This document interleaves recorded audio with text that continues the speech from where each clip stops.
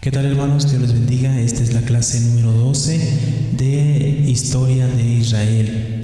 Ya estamos terminando la historia de Israel, avanzamos mucho la clase pasada, vimos acerca de cómo Israel, después de la deportación, estuvo bajo Babilonia, después estuvo bajo los medos persas, después estuvo obviamente bajo el dominio de Alejandro Magno del Imperio griego.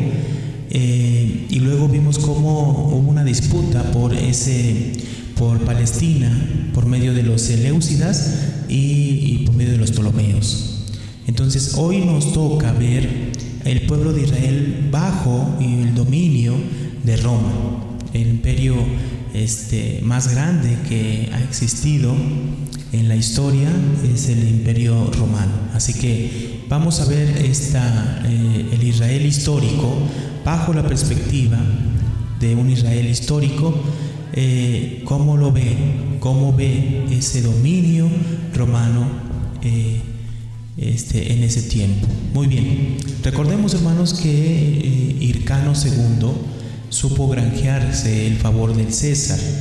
Recordemos que el César romano era el título que se le daba al rey, se puede decir, que gobernaba el imperio en ese entonces. Fue confirmado como sumo sacerdote. Recordemos, como lo vimos la vez pasada, que la disputa era siempre por el sacerdocio, una disputa siempre por ver quién era ese sumo sacerdote, porque en realidad el sumo sacerdote era el que gobernaba, hermanos, el que tenía grande influencia dentro de todo el pueblo. Entonces, por medio de este sumo sacerdocio, muchos grupos internos judíos y externos ponían su sumo sacerdote para obviamente tener el favor del pueblo, ¿sí? Hircano II entonces fue confirmado como sumo sacerdote y además nombrado monarca, aumentando su territorio como él había apoyado la causa del César contra Pompeyo. Declaró a la religión judía como religión lícita en todo el imperio.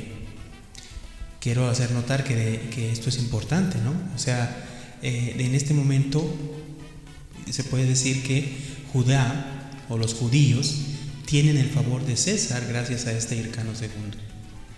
Así los judíos quedaban autorizados a practicar libremente su culto. Antípater fue nombrado gobernador de Judea y ciudadano romano y acapara todo el poder disponiendo de un excelente ejército profesional. Colocó muy bien a sus hijos, destacando Herodes, que fue nombrado como estratego de Galilea. Esto quiere decir que era un hombre que tenía una estrategia o el estratega militar en ese entonces. Si lo vemos bajo la cultura griega, este nombre de estratego, de estratega, en realidad viene siendo el nombre que se le da, por ejemplo, de general a una persona. Entonces, Herodes fue nombrado general de Galilea, estratego militar de Galilea.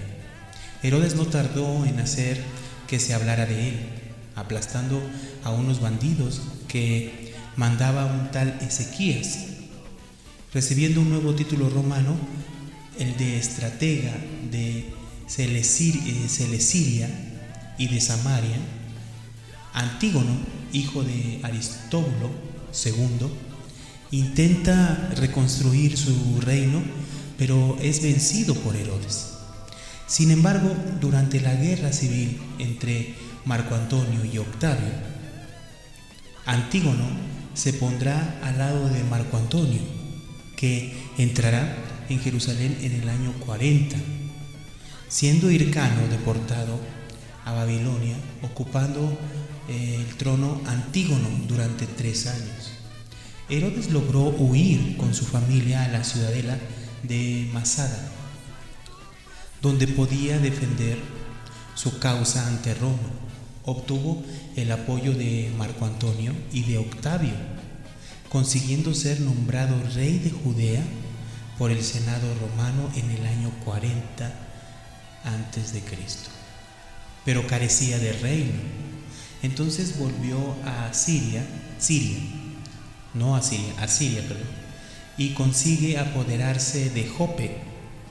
Acude al lado de Marco Antonio y consigue de él un pelotón romano mandado por Socio. Con ayuda de Herodes reconquista Galilea y a continuación todo el territorio, menos Jerusalén, que al final logra ser tomada por los romanos en el año 37 antes de Cristo, matando a Antígono a petición de Herodes. Así éste puede reinar en Jerusalén. Y para acabar con toda oposición, ejecuta a los nobles saduceos y fariseos amigos de Antígono. Herodes es rey de Judea, pero no es judío, sino es idumeo. Es rey en nombre de los romanos.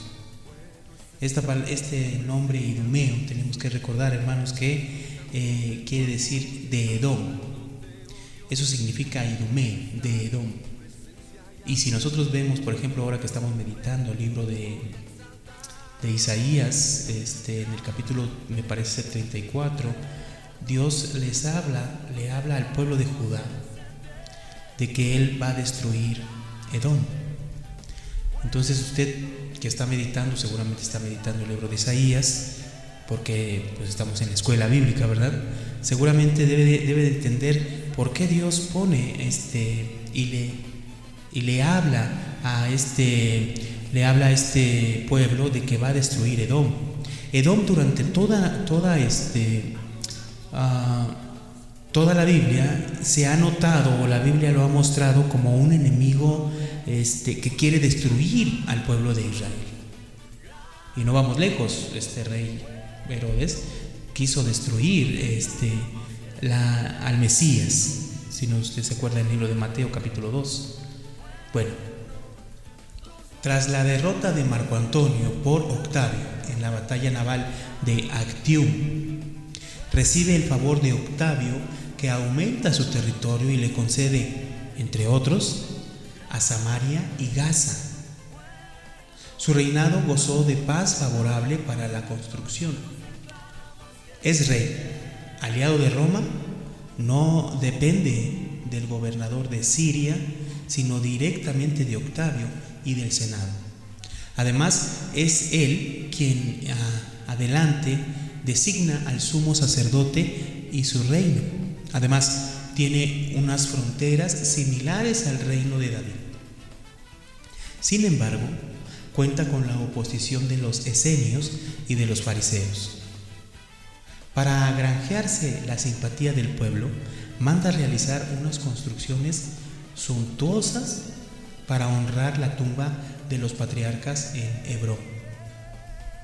También levanta un muro alrededor del santuario de Mamre. Construyó el templo de Jerusalén, que fue un trabajo colosal. Se inició aproximadamente en el 20 antes de Cristo y se acabó en el 62 después de Cristo. Necesitó 10,000 obreros para construirse y tuvo que ampliar considerablemente la explanada anterior, participando muchos técnicos romanos. En la parte exterior está el patio de los gentiles, rodeado por una muralla. En el centro de este patio comienza el templo propiamente dicho. En primer lugar está el patio de las mujeres, luego está el patio de Israel, reservado a los hombres, y luego está el patio de los sacerdotes con el altar mayor y los mataderos.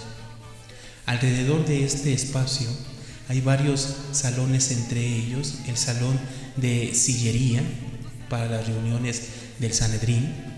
Finalmente, y separado por una cortina doble, estaba el Santo de los Santos, donde solo puede entrar el sumo sacerdote en el día del gran perdón, o sea, el día de la expiación. También construyó un palacio dedicado a Antonio, y cuya torre recibió el nombre de Antonia, que fue la residencia del sumo sacerdote. Hay que ver, hermanos, cómo entrando ya en el libro de los Evangelios, porque este es el contexto inmediato de los Evangelios, cómo estaba en realidad la situación del sumo sacerdote, el sacerdocio en realidad, con ligado, ¿verdad?, al poder, sobre todo hombres que estaban obviamente puestos por los mismos jerarcas, ¿no? ¿Con qué propósito lo hacían? Obviamente pues con el propósito de tener influencia y de que el pueblo pues no se rebelara. Fuera de las murallas hizo construir un hipódromo, un teatro y un anfiteatro. Y en el año 27 a.C. aproximadamente organizó unos Juegos Olímpicos. En Samaria construyó la ciudad de Sebasté, que era una verdadera ciudad romana con teatro y foro, donde podía reunirse culto a Augusto. O sea, ya aquí vemos la adoración, que no es nueva, ¿verdad?, que lo vemos también con los otros césares, pero ya vemos aquí la adoración a los césares romanos. Fundó en la costa la ciudad de Cesarea, donde construyó un magnífico puerto que utilizó las técnicas de construcción más modernas, convirtiéndose en una gran ciudad bastante helenizada, o sea, estaba en la cultura griega en todo su esplendor a través de Herodes. La corte de Herodes estaba fuertemente helenizada. Los jóvenes príncipes tenían preceptores helénicos. Los hijos de Herodes fueron enviados a Roma, pero al volver, siendo sospechosos de un complot contra su padre, fueron asesinados. También construyó la fortaleza de Masada.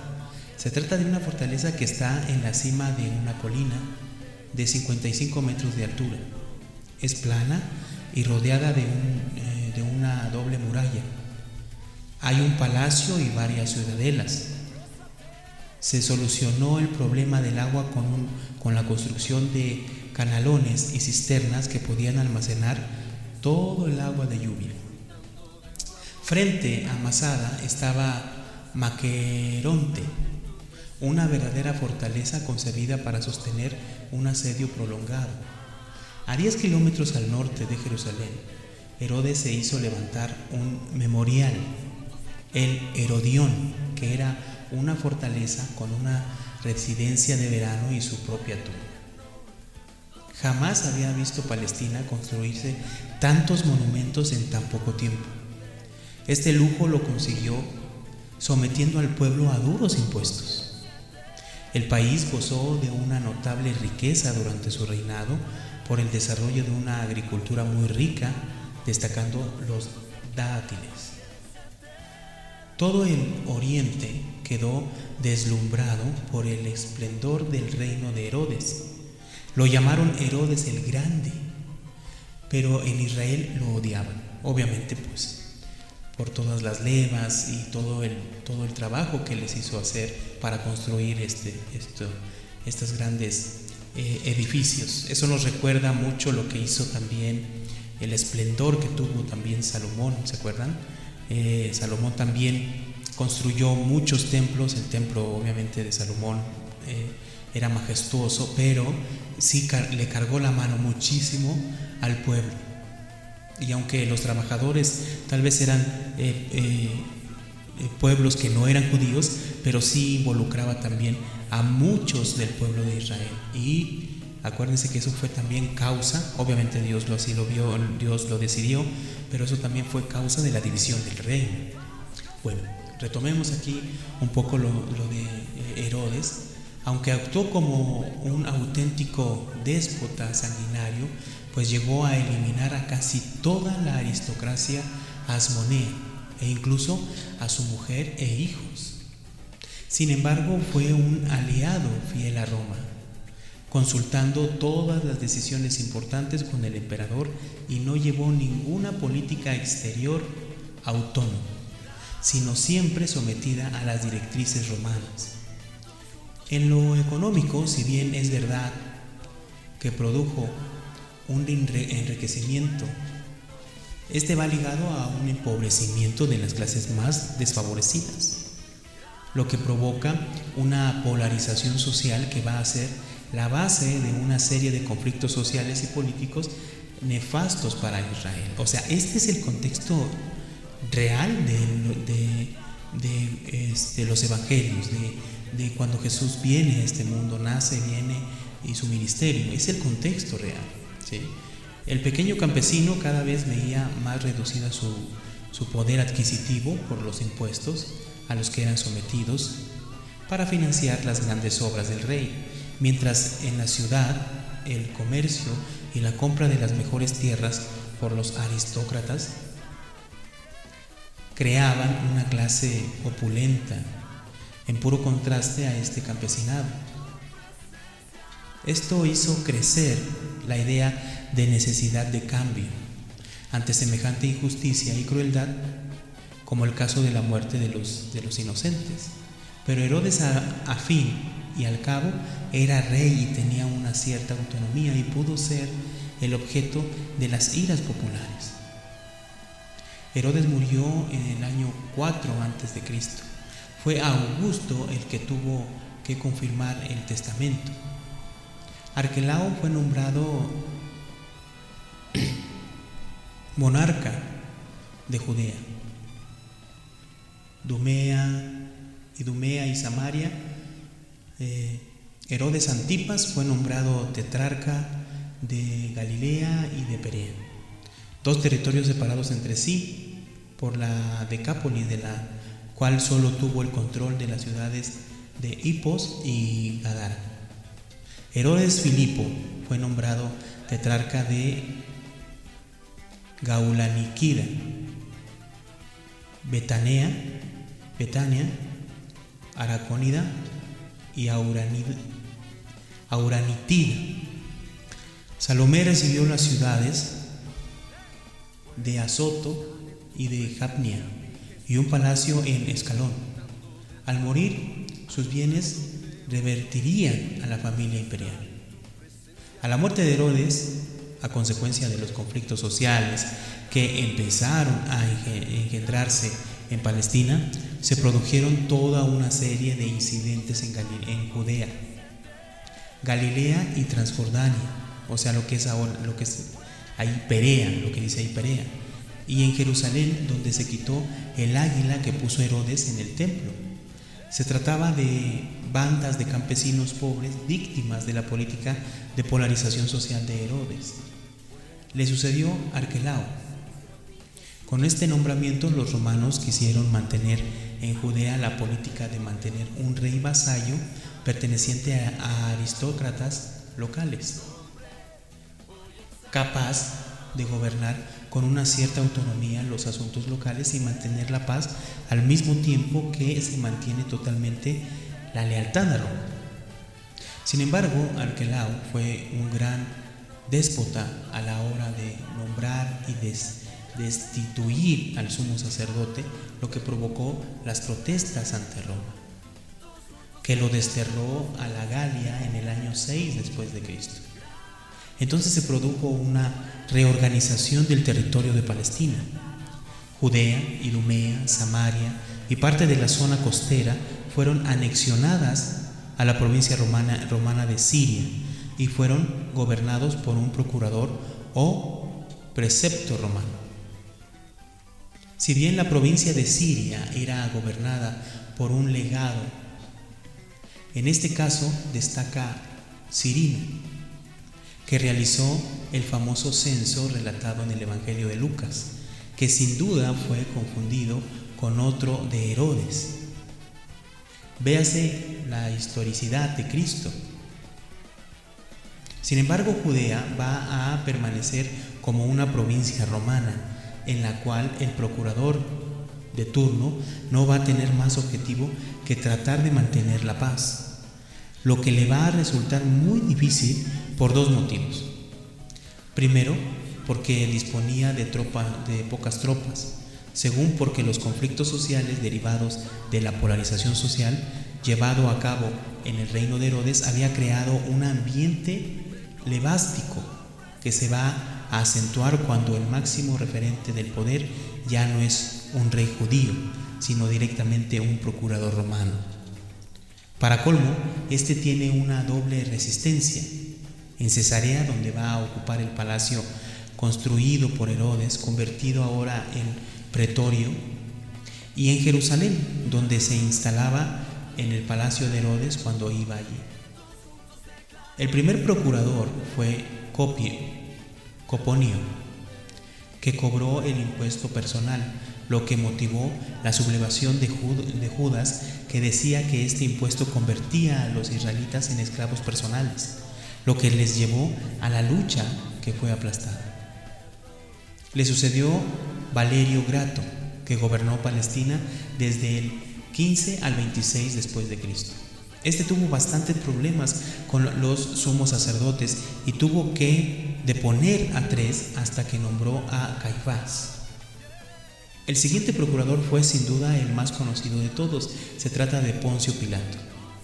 Pilato gobernó entre los años 26 y el 36 después de Cristo. Se apoyó en el sumo sacerdote Caifás, que le dio una cierta estabilidad a la región. Así pudo sobrevivir a grandes errores.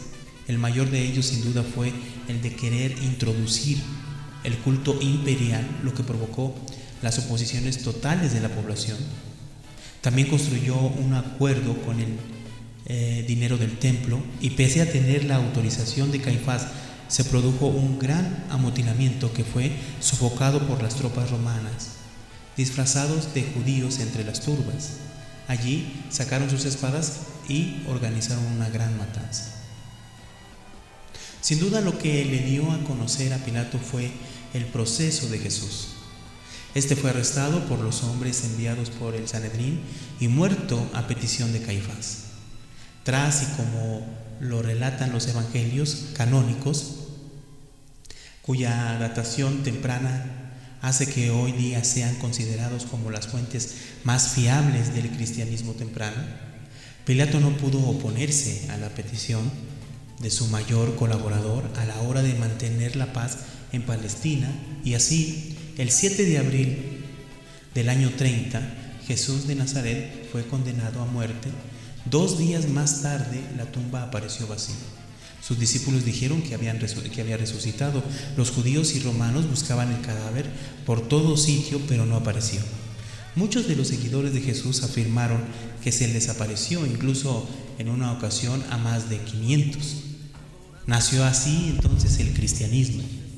Pilato tuvo que hacer frente también a varias revueltas y a la sublevación de Samaria, que fue reprimida de forma violentísima, lo que mantuvo la protesta de los judíos ante el alegato de Siria Vitelio. Pilato fue llamado a Roma, donde permaneció en el palacio imperial por unos años. Hay quienes dicen, tal y como señala el evangelio apócrifo Actas de Pilato, que llegó a convertirse al cristianismo.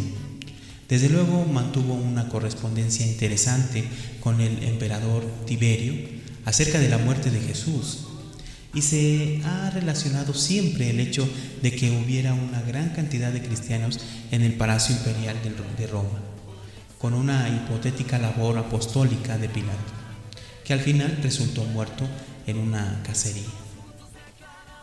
En el año 41 después de Cristo, se restaura la monarquía brevemente en la persona de Agripa I, el cual amplió sus posesiones hasta llegar a gobernar un territorio muy parecido al de Herodes el Grande. En su breve reinado, que duró hasta el año 44, destaca el comienzo de una muralla en Jerusalén, que tuvo que detenerla por orden del legado de Siria, y porque hizo matar a Santiago, el hijo de Zebedeo, y encarcelado a Pedro. Se apoyó en los fariseos. A partir de aquí, se van sucediendo toda una serie de preceptos que van a intentar sofocar los movimientos levantísticos de una población que siente la necesidad de una liberación mesiánica que la libere, por un lado, de la opresión romana, cuyos impuestos agravaban cada vez más su malestar, y por otro, que reinstaurara el antiguo orden de Israel, donde no había tantas desigualdades. Dentro de este contexto destaca la presencia de Agripa II, que va a gobernar en Galilea por un corto espacio de tiempo mientras la situación empeora y se hace insostenible, todo lo cual va a acabar en la rebelión del año 66 y la guerra contra los romanos hasta el año 70. Según algunos eruditos, esta rebelión es fruto de las tensiones entre ricos y pobres, entre la ciudad y el campo, donde la aristocracia campesina junto a los agricultores y a los jornaleros forman el núcleo duro de la rebelión, pero que en una segunda fase los aristócratas fueron reemplazados por grupos más radicales procedentes de las clases más bajas. El comienzo de esta rebelión está en el apropiamiento del floro de 17 talentos del tesoro del templo en compensación por impuestos dejados de recoger. Esto fue seguido de una sublevación popular que fue reprimida de un modo sangriento. El caso es que Floro tuvo que huir a Siria. Así se formaron dos partidos. Por un lado, los aristócratas del pueblo, comandados por Eleazar, y por otro lado, los sicarios, guiados por Menahem. Cuando vuelven los romanos, entran en Jerusalén, pero no son capaces de mantener la situación y se tienen que marchar derrotados. Es la guerra con Roma, pero también es una guerra entre judíos. Los sicarios atacan a los aristócratas, hacen pillaje en sus casas y posesiones y matan a muchos nobles, entre ellos a Ananías, el sumo sacerdote y padre de Eleazar. El grupo sacerdotal encabezado por Eleazar y que tenía su cuartel general en el templo contraataca matando a Menahem y obligando a los sicarios a salir de la ciudad para alojarse en la fortaleza de Masada hasta el final de la guerra. También destaca la acción de Flavio Josefo, un gran historiador que tomó parte en esta guerra, ya que fue enviado por el partido sacerdotal a Galilea a realizar fortificaciones y aunar a los partidarios contra los romanos. Testigo de estos hechos, escribió las antigüedades judías y las guerras judías. En el año 67 aproximadamente después de Cristo, tras el fracaso del legado sirio Sentius, Roma envía al general romano Vespasiano. Este toma casi todo el territorio judío en ese año, quedando en el siguiente tan solo la ciudad de Jerusalén y 3 fortalezas por conquistar. Pero Vespasiano tiene que volver a Roma, donde es nombrado emperador, y la guerra la continúa su hijo Tito. Durante 2 años, Jerusalén tuvo la oportunidad de mejorar sus defensas y abastecerse, pero nada tuvo que hacer frente al todopoderoso ejército romano que poco a poco fue abriéndose paso por sus 3 murallas hasta llegar al templo, que servía también de fortaleza militar. Esto llevó a que en el año 70, cuando el general Tito asediaba el templo, dudase qué hacer, por lo que reunió a sus generales que le aconsejaron que lo destruyera, ya que además de templo funcionaba como fortaleza militar. Pese que él no era partidario de hacerlo, sin embargo, la destrucción del mismo se produjo de forma casi accidental al tirar un soldado romano una antorcha que produjo un gran incendio. 2 meses más tarde el templo estaba destruido y la ciudad de Jerusalén tomada. El último bastión en caer fue la fortaleza de Masada, construida en una montaña con lados tremendamente escarpados y de una alta altura de unos 55 metros, rodeada de una doble muralla con un sistema de recogida de agua y con la posibilidad de plantar productos agrícolas en la cima. La hacía difícil de tomar, pero los romanos acamparon a unos 5 kilómetros y pacientemente construyeron unas torres para atacarla. Este complejo fue estudiado por el arqueólogo Yigael Yadin en los años 60, el cual pudo encontrar los restos de estas torres, así como unas piedras con unas inscripciones en el que aparecen las personas encargadas de matar a los miembros de un grupo. La idea era la de suicidarse antes que rendirse. Así se hicieron sorteos de quienes tenían que matar lotes de personas de formas que al final quedasen 10 y luego uno que acabara por suicidarse él mismo. Al parecer, esto casi se logró por completo, pues cuando llegaron las tropas romanas encontraron un silencio y tan solo un pequeño grupo de personas escondidas en el palacio norte del complejo. Masada fue tomada en el año 73-74 después de Cristo, poniendo fin a esta guerra, después de la cual muchos judíos fueron llevados a Roma, donde se construyeron 2 arcos del triunfo en honor a Tito, quedando todavía una en la actualidad que se puede ver en el foro romano.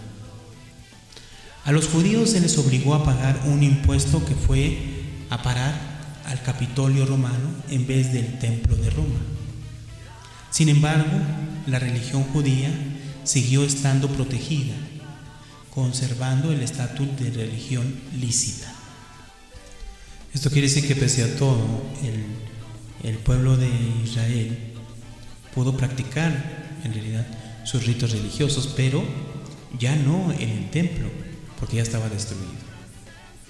Era algo que nosotros tenemos que recordar, es que esta historia, aunque es una historia, y aunque nos muestra tal vez la situación que estaban viviendo en carne propia los judíos y la situación con Roma, podemos darnos cuenta, hermanos, de cómo estaba en realidad el pueblo judío liderado por los sumos sacerdotes. Podemos darnos cuenta de la situación que estaba viviendo de una forma como un pueblo. Había una grave polarización entre pobres y ricos. Vemos entonces cómo, hablando de religiosamente, no había en ese tiempo, en ese momento, en realidad, un líder, alguien que pudiera guiar a este pueblo a Dios.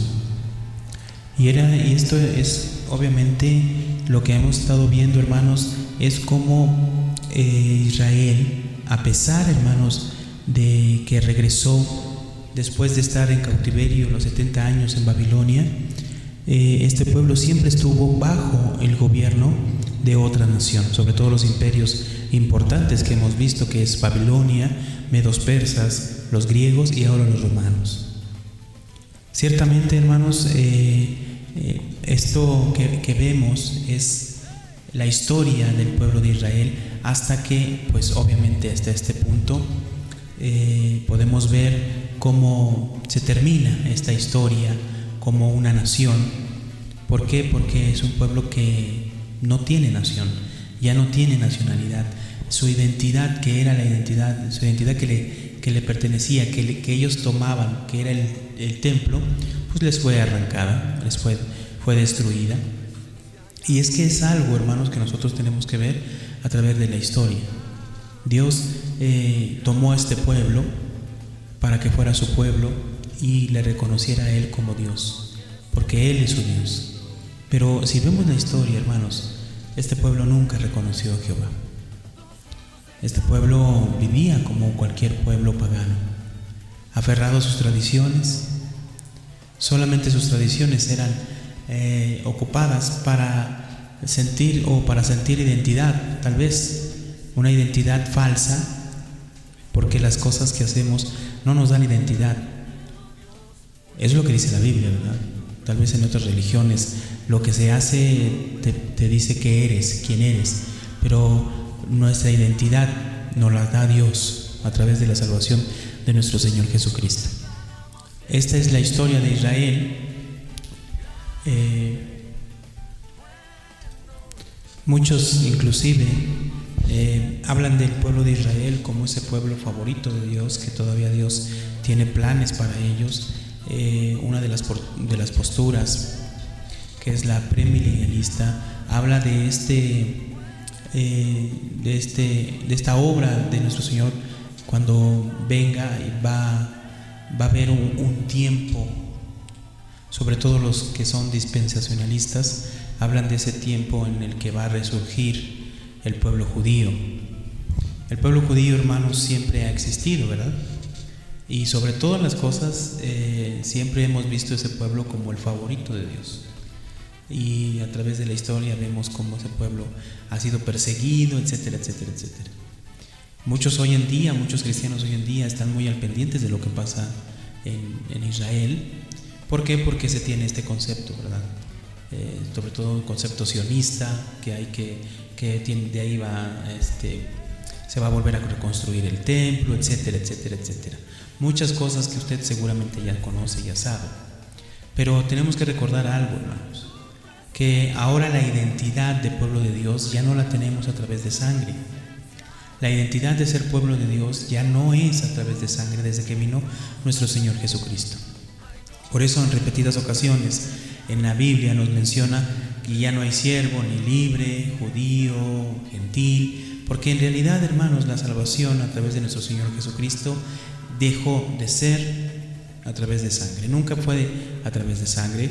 Desde el libro de Isaías se menciona que esta salvación dejaría de ser de sangre a través de la circuncisión, etcétera, etcétera.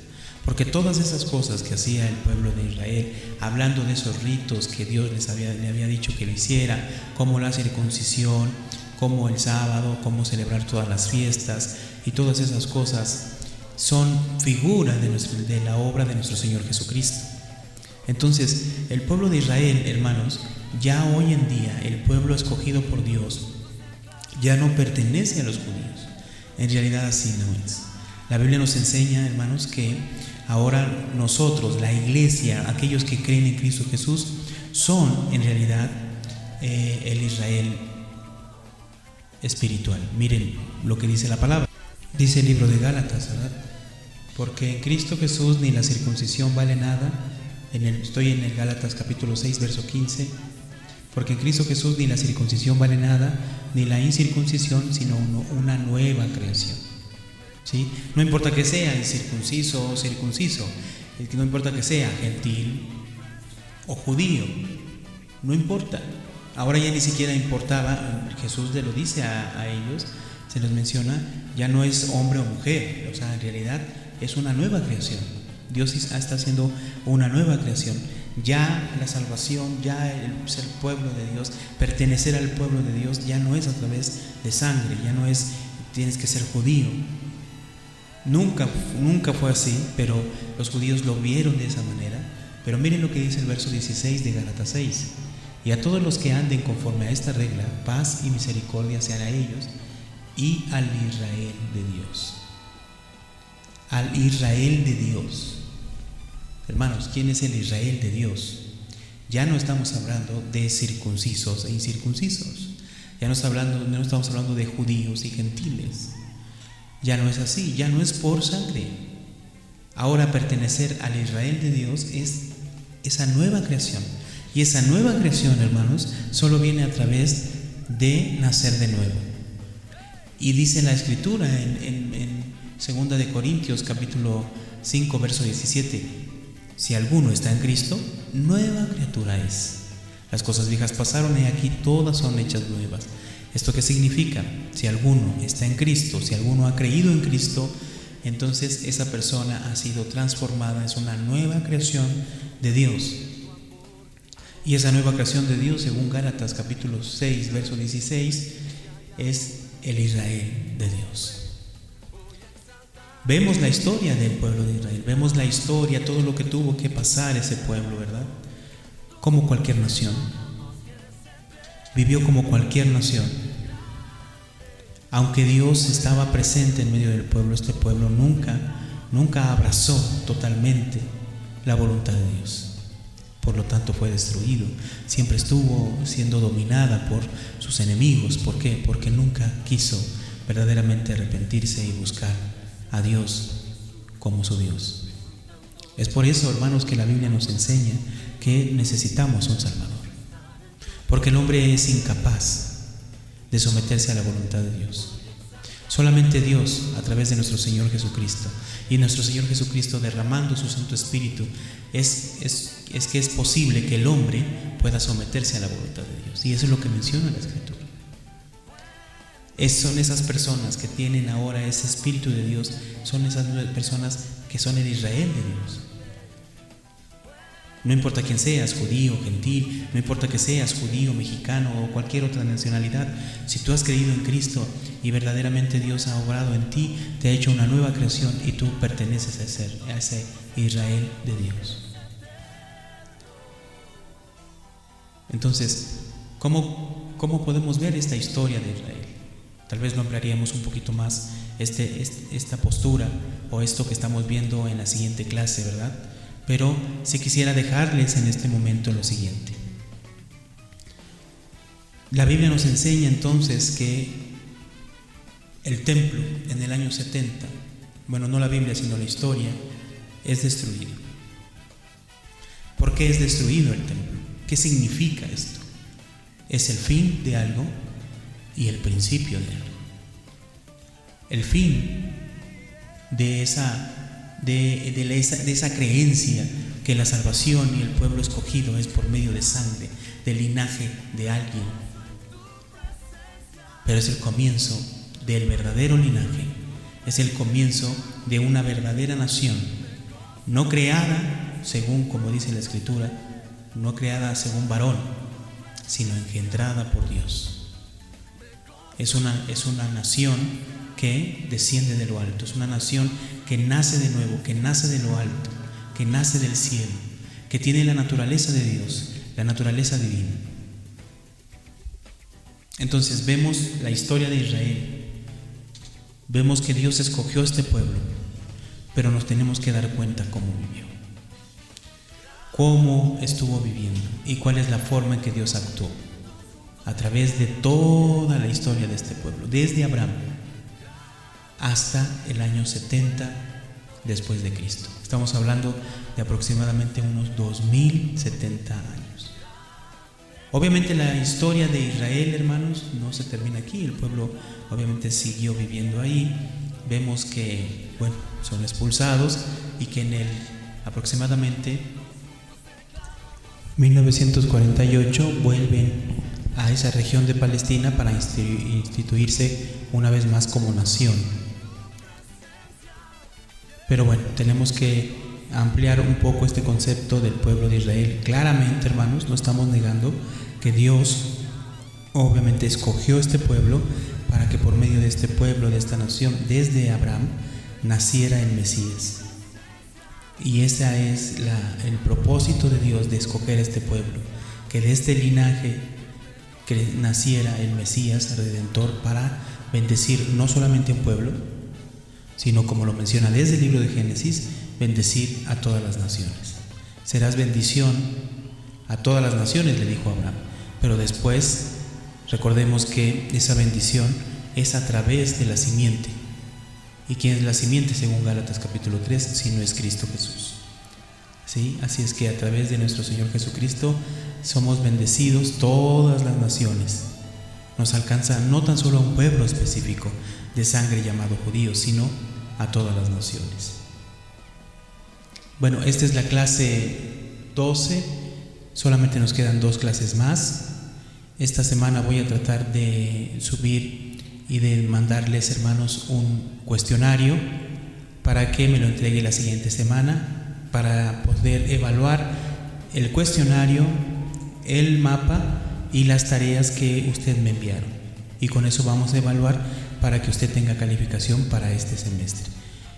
Señor les bendiga, estamos en contacto. Cualquier pregunta, duda, hágamela saber por medio de WhatsApp. Y estamos en contacto, hermanos. Dios les bendiga, que estén muy bien, cuídese mucho.